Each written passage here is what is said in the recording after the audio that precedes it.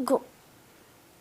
Chers amis, je suis Jean-David Pierre-Louis, pasteur à l'église Sanctuaire de la Grâce, située au 3515 boulevard industriel à Montréal. Vous allez me voir chaque semaine sur votre page vous présentant une courte méditation de la parole de Dieu. Je sais que vous avez l'habitude d'avoir des messages, toutes sortes de messages sur votre page. Mais moi aussi, je veux prendre cette habitude de partager avec vous un message spécial, un message qui concerne votre salut. Et ce message est tiré de la Bible, de la parole de Dieu. À moins que vous décidiez de m'enlever dans le cercle de vos amis, mais si ça ne vous dérange pas, permettez-moi de rentrer chez vous à travers ces méditations. J'espère que cela sera une bénédiction pour vous et si vous voulez partager avec moi, vous pouvez toujours commenter ces méditations et aussi m'appeler. Pourquoi pas? Mon numéro est ouvert, mon numéro est public. C'est le 438-878-4913 ou sur ma page JDPL Ministries sur Facebook. Alors, ma première méditation est tirée du psaume 1er. On va regarder surtout, je vais lire tout le texte, mais malheureusement, c'est une courte méditation. On ne va pas voir tous les paramètres de ce texte. Mais je veux lire pour vous ce texte. Prêtez-y une attention. Heureux l'homme qui ne marche pas selon le conseil des méchants, qui ne s'arrête pas sur la voie des pécheurs et qui ne s'assied pas en compagnie des moqueurs, mais qui trouve son plaisir dans la loi de l'Éternel et qui la médite jour et nuit. Il est comme un arbre planté près d'un courant d'eau qui donne son fruit en sa saison et dont le feuillage ne se flétrit point. Tout ce qu'il fait lui réussit. Il n'en est pas ainsi des méchants, ils sont comme la paille que le vent dissipe. C'est pourquoi les méchants ne résistent pas au jour du jugement, ni les pécheurs dans l'assemblée des justes, car l'Éternel connaît la voie des justes, et la voie des pécheurs mène à la ruine.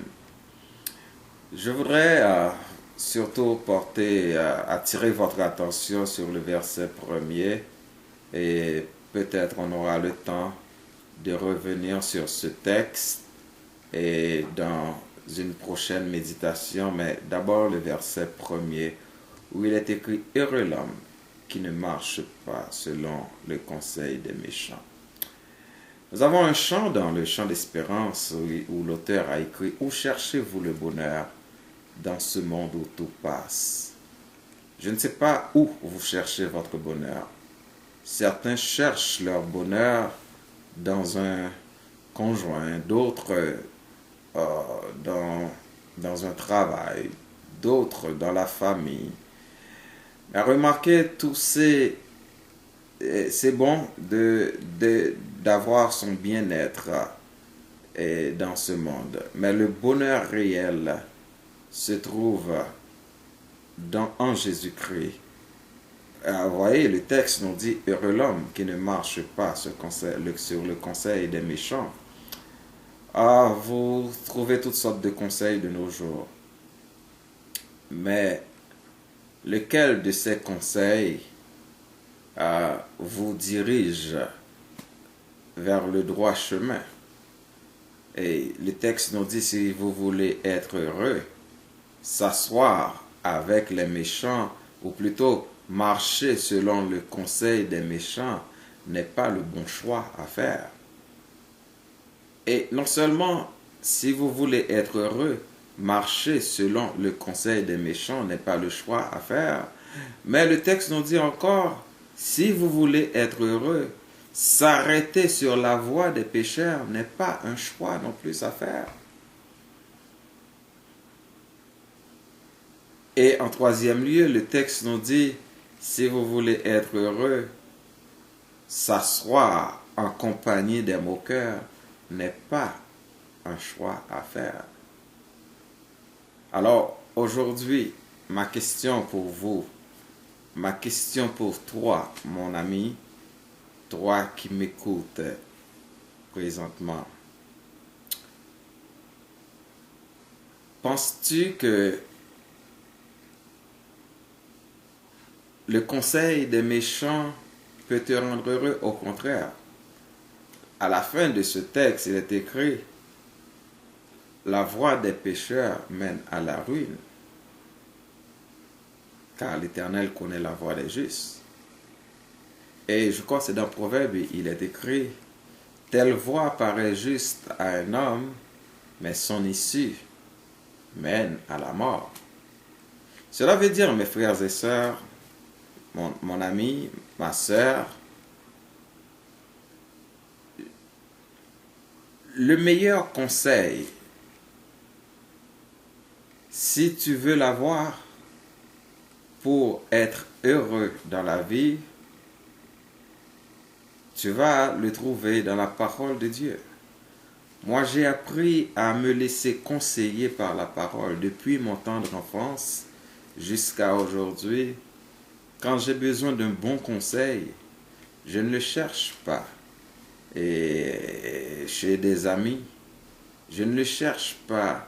Même chez mon épouse ou du côté de mon épouse, mais je cherche mon conseil dans la parole de Dieu parce que la parole de Dieu, c'est le meilleur conseiller.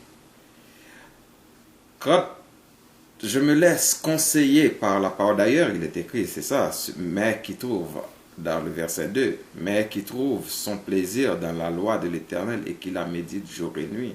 C'est cette habitude que vous et moi, nous devons prendre.